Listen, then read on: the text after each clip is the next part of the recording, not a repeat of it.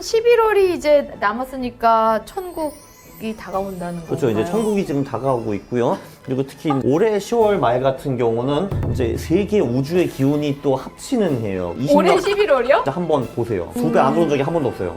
그래요? 네. 작가님 이제 신간이 나왔는데요. 제목이 네. 조금 어려워요. 퀀트 투자 무작정 따라하기 요거란 말이에요.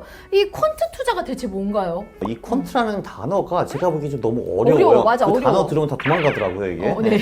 그래서 이제 그거를 그냥 레시피 투자라고 보면 조금 나은데, 레시피. 뭐 예를 들면은 그 제가 갑자기 식당을 차려야 돼요. 사실 저 같은 경우는 태어나서 요리를 한 번도 안 해봤고 죽을 때까지 안 할 것 같거든요, 저는. 근데 그러면은 방법이 뭐 여러 가지가 있죠. 그냥 제가 제 감대로 요리를 한번 해본다라는 게 있고, 그거 망하고. 당연하죠. 그거보다는 이제 그냥 검증된 사람들, 뭐 예를 들면 백종원이라든지 이런 분들 이 레시피를 어디선가 가져와가지고 대충 비슷하게라도 만들면은 뭐 그래도 썩 맛있진 않겠지만 뭐 그래도 망할 정도는 아니겠죠. 네, 네. 그래서 이렇게 하는 게 이제 당연히 합리적이라고 보고 이건 누구나 다 이해를 하실 거예요. 네. 근데 사실 투자에도 이런 레시피들이 있거든요. 그냥 따라하면 되는 거. 근데 대부분 사람들은 안타깝게도 이제 그거를 안 하고 본인의 그 레시피대로 투자를 하다가 그렇죠. 망하는 것이 대부분이죠. 제가 늘 말씀드리는 거는 그냥 검증된 레시피 따라서 그냥 하라라는 거죠. 네. 그렇죠. 그게 퀀트 투자입니다. 그러면 작가님은 이 투자를 가지고 몇 년 동안 수익을 내보셨나요? 저는 한 16년 정도 했죠. 2006년에 시작을 했어요, 저는. 그리고 실제로 계속 돈을 버셨어요? 당연히 이제 매년 벌지 못했어요. 그 예, 2008년이랑 18년에 연간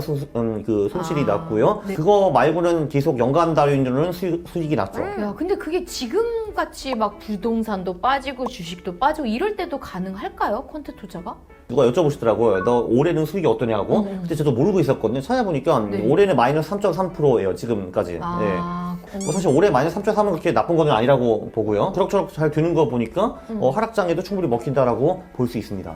아, 이렇게 꼬꾸라지는 장에서도 마이너스 3% 정도면 네, 그래도 통한다. 그렇죠. 그러면 이 퀀트 투자가 다른 투자랑 비교했을 때 이게 왜 가성비가 좋을까요?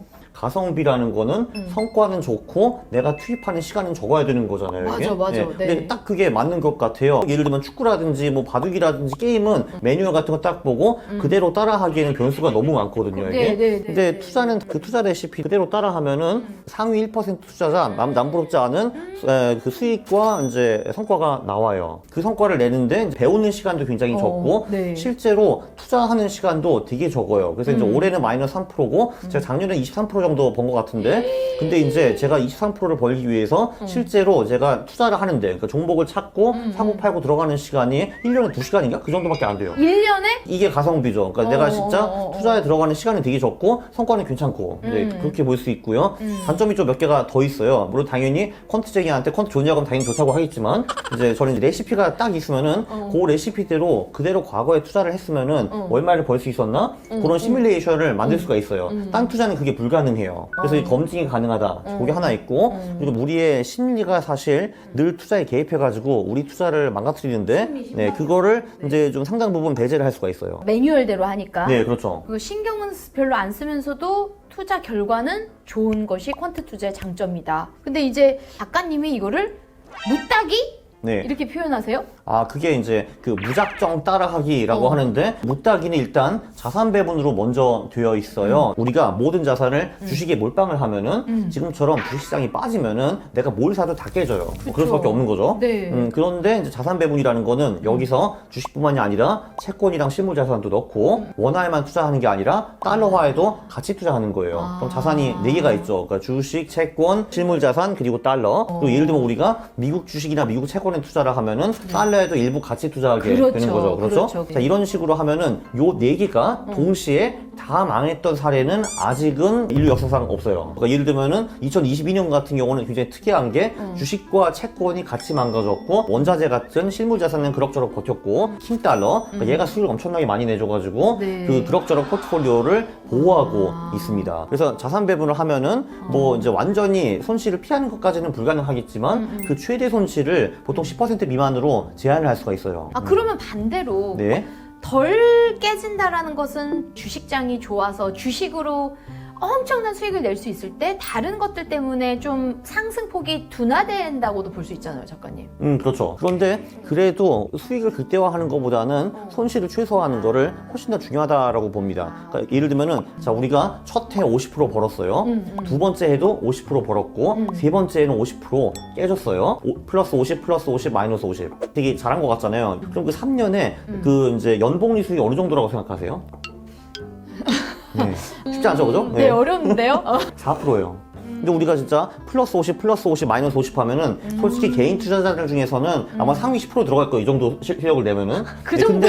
근데 그렇게 열심히 해봤자 플러스 4%밖에 안 되는 거예요. 근데 그 모든 것이 그 마이너스 50, 맨 그 세 번째에 마지막에, 오는 예. 그 얻어 터지는 그것 때문에 오는 거거든요. 바로 이런 간단한 계산만 해도 큰 손실을 한 번 피하는 것이 되게 중요하다는 거 알 수가 있어요. 근데 진짜 이런 분들 많을 거예요. 2020년, 21년에 왕창 먹고 22년에 깨지고. 맞아. 그래서 이거 내 얘기 전에 하시는 분들 많을 거예요. 그러니까 네. 그러니까 완전 많이 먹는 것보다 큰 손실을 피하는 게 사실은 더 중요하다. 그거를 가능하게 해주는 게 퀀트 투자. 그렇죠. 펀드 투자. 그러면 아까 퀀트 투자, 채권, 주식, 실물 자산, 달러 네. 이렇게 얘기하셨는데 그 비율은 어떻게 하셨어요, 작가님 같은 경우는? 뭐 비율이라는 거는 뭐 황금 비율은 없기는 하지만 그냥 이제 뭐 요 책에서는 주식이 35%인데 거기서 이제 17.5%가 한국 주식, 17.5%가 미국 주식 이렇게 그치, 되어 있고 그치. 그리고 이제 채권이 50%였는데 25%가 한국 채권, 25%가 미국 채권이었고요. 15%가 금이었어요. 네. 그러면 이제 우리가 지금 이제 미국 자산에 25 플러스 17.5 그러니까 42.5%가 들어간 거니까 그거는 달러가죠. 네, 네, 그래서 네, 달러화랑 그렇네요. 원화도 자연스럽게 분산 이렇게 되어 있는 거죠. 생각보다 채권에 왜 이렇게 많은 돈이 들어갈까요?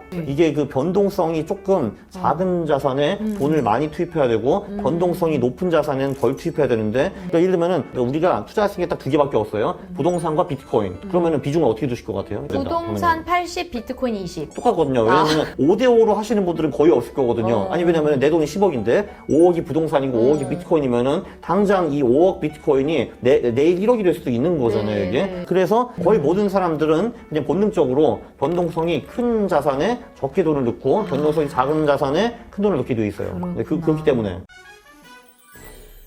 자, 작가님 본인이 이제 젊은 부자이다 보니까 아무래도 주변에 젊은 부자가 있을 것 같아요. 친구들이나. 보통 이제 지인 친구들이 많으니까요, 그래도.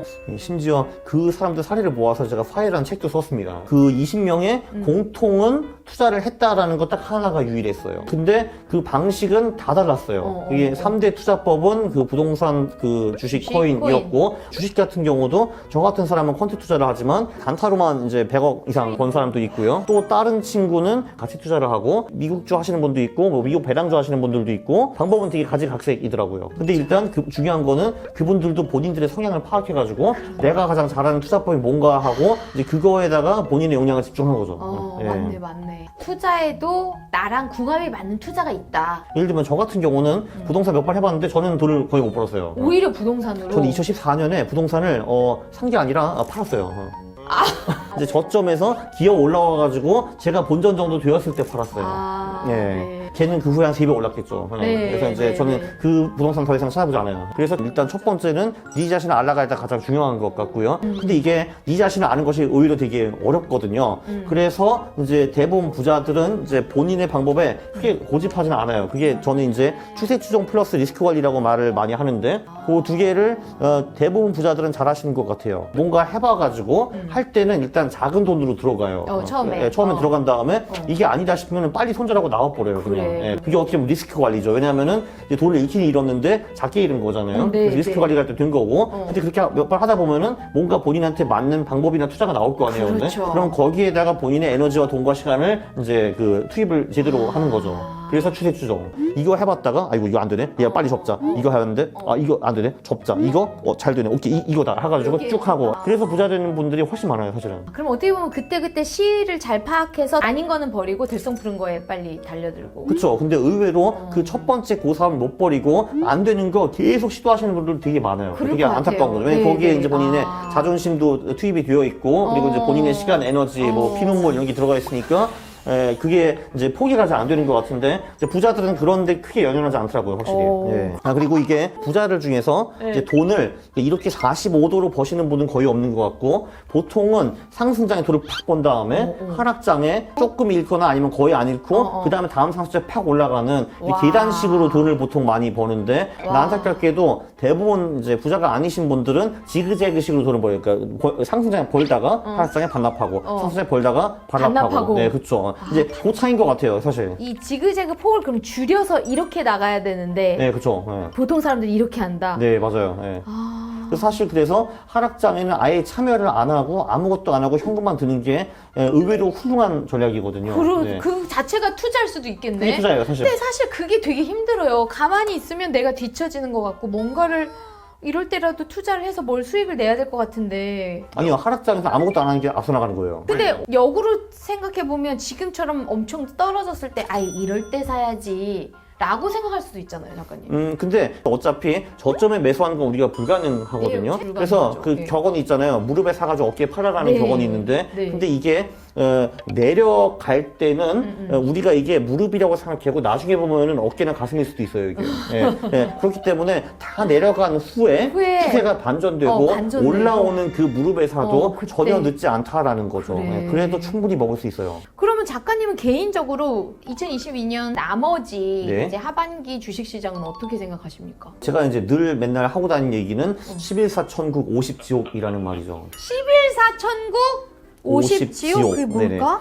이게 되게 신기한 게 한국뿐만이 아니라 미국도 그렇고 전 세계 주식시장은 11월부터 4월에 통계적으로 수익이 굉장히 높고 5월, 10월은 굉장히 가난하고 안 좋아요. 그래요? 네. 그러면 11월이 이제 남았으니까 천국이 다가온다는 거예요. 그렇죠. 이제 천국이 지금 다가오고 있고요. 그리고 특히 올해 10월 말 같은 경우는 이제 세계 우주의 기운이 또 합치는 해예요. 올해 11월이요? 이게 무슨 말이냐 하면은 미국 중간 선거가 있는 해에 보통 주식시장에 저점이 형성되는 경우가 굉장히 많아요. 네. 올해도 지금 완전 저점 들어가고 있잖아요, 이렇게. 네, 완전 그렇죠. 그렇죠. 그리고 마지막으로 2로 끝나는 해에 저점이 많이 형성이 돼요.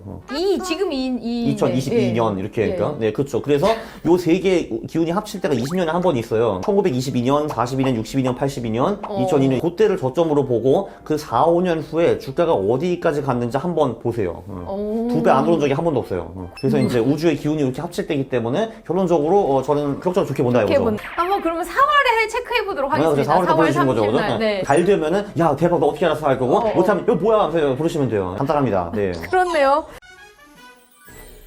사실 저희는 불이니 귤이니 재무의 어린이 약간 제린이 같아요. 그러면 이런 린들한테는 사실은 그래서 지금 당장 내가 뭐부터 시작해야 되는데 약간 요게 좀 더 와닿을 것 같거든요. 예를 들어 네. 25살짜리 동생이 있어요. 네. 야 너 이것부터 해. 뭐를 추천하실 건가요? 야 일단 가계부터 써 임마라고 하겠죠 당연히. 일단 내 지출이 얼마인지는 알아야 되는 거잖아요. 가계. 근데 그래야지 그 지출을 컨트롤 할 수가 있죠. 이제 그게 사실 제일 중요한 것 같고 이게 반년에 걔가 왔어요. 근데 그 거기서는 그래 그럼 자산 배분부터 먼저 하시오라고 할 것 같아요. 자산 배분 같은 경우는 뭐 가장 간단한 거는 뭐 연구 포트폴리오라는 것이 있어요. 주식, 채권, 금, 현금에 각각 25% 뭐 이런 전략들도 있고요. 그리고 뭐 한국형 올레더라는 것도 나와요. 이제 그거는 주식 35%, 채권 50%, 금 15%. 그 대신에 주식과 채권은 반반 한국과 미국의 분산 투자. 이런 전략들도 있어요. 그거부터 먼저 하시오라고 할 거거든요. 1년 후에도 계속 그거를 하는 모습을 보이면은 야, 이제 우리 커트 투자하자라고 할 것 같아요. 왜냐면 이게 그 대부분의 사람들은 진짜 아무리 길을 알려줘도 안 해요. 근데 왜 그럴까라고 이제 제가 생각을 뭐 해보기도 했는데 왜 그럴까요? 일단 첫 번째는 당장 절박하지 않아서 왜냐면 이게 그 대한민국이라는 사회가 이제 그 빈부격차가 의외로 적어요. 그래요? 그러니까 왜냐면은 당연히 가진 돈의 차이는 무지하게 많이 나는데 네. 근데 예를 들면은 소말리아에는 빈자는 진짜 굶어 죽잖아요. 그치, 부자는 그치. 막 이렇게 벤츠 타고 다니고 네. 근데 한국 그렇진 않아요. 한국은 이제 아무리 빈자라도 뭐 세 끼 먹고 어디 집이 있고 옷 몇 개 차려입고 핸드폰이 있는 건 다 똑같거든요 사실. 그렇기 때문에 그렇게 엄청 절박하진 않아요. 왜냐면 내가 이거 당장 안 해도 그 먹고 사는데 지장이 하나도 없으니까. 그리고 이제 본인의 무의식에 그렇게 형성이 되어 있어요. 예를 들면은 부자는 나쁜 놈들이다. 나는 돈 없어도 행복할 수 있어. 이제 그런 거를 학교나 부모한테서 세뇌되는 경우가 되게 많거든요. 네, 그렇게 교육을 받으면은 저 같은 사람이 나와가지고 네 하잖아요. 근데 그러면 저 새끼 사기꾼이야. 쟤는 저렇게 다니지만 행복하지 않을 거야. 뭐 이런 식으로 이제 정신승리를 하게 되거든요. 근데 이제 그거부터 이제 먼저 깨야 되는데 그게 안 되는 경우가 되게 많죠. 그리고 이게 일단 부자가 되려면은 습관 자체를 고쳐야 되는 건데 원래 인간은 원시 시대부터 그냥 하는 거를 계속 하기에 익숙해져 있어요. 그게 아무래도 우리 두뇌와 몸의 에너지를 가장 덜 뺏어가니까요. 계속 변화를 추구하면은 피곤하고 더 많은 이제 그 음식을 섭취해야 되는데 그게 생존에 사실 불리한 거죠. 그렇죠. 네, 그래서 그 습관을 이제 아무리 이게 좋다고 해도 이제 안 고치는 이유도 이제 그 중에 하나 있는 것 같아요. 그래서 결론적으로는 이게 아무리 좋은 걸 알려줘도 100명 중에서 따라하는 사람은 한두 명밖에 안 되더라고요. 그거를 바꿔 말하면 그렇기 때문에 여러분이 성공할 확률이 되게 높은 거 아닙니까? 하기만 하면 성공할 확률이 높아지는 거잖아요. 맞아요. 그렇죠? 안 하는 네. 사람들이 대다수니까. 네, 맞아요. 그리고 또 이제 이런 거 말씀하신 분도 있는데 그냥 네 분야에서 하루에 한 개만 뭐 해봐. 예를 들면 그 블로그라든지 유튜브라든지 맞아. 그거 해봐. 그러면 무조건 상위 10% 가는 거거든요. 근데 그리고 그거를 5년 정도 유지하면은 상위 1%를 못 갈 수가 없어요, 사실은 그게. 질과 차이 없이 그 양만 그냥 계속 채워도 돼요, 그게. 왜냐면은 양을 채우다 보면 질도 언젠가 채워지게 되거든요, 이게. 배우는 게 있으니까. 네. 배우는 게 있으니까. 네, 그거죠. 네.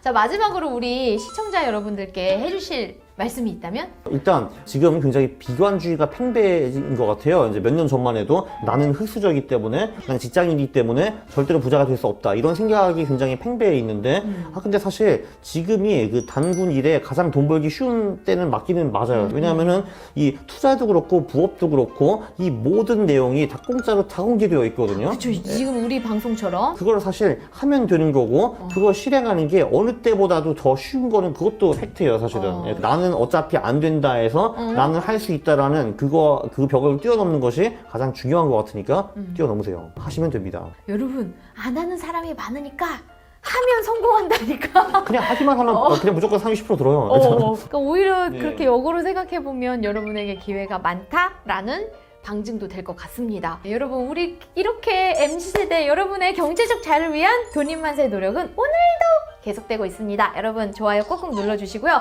아직도 구독 안 하셨다면 구독도 눌러주세요. 오늘 젊은 파이어족으로서 우리에게 많은 인사이트를 주신 강환국 저자님 정말 감사합니다. 감사합니다.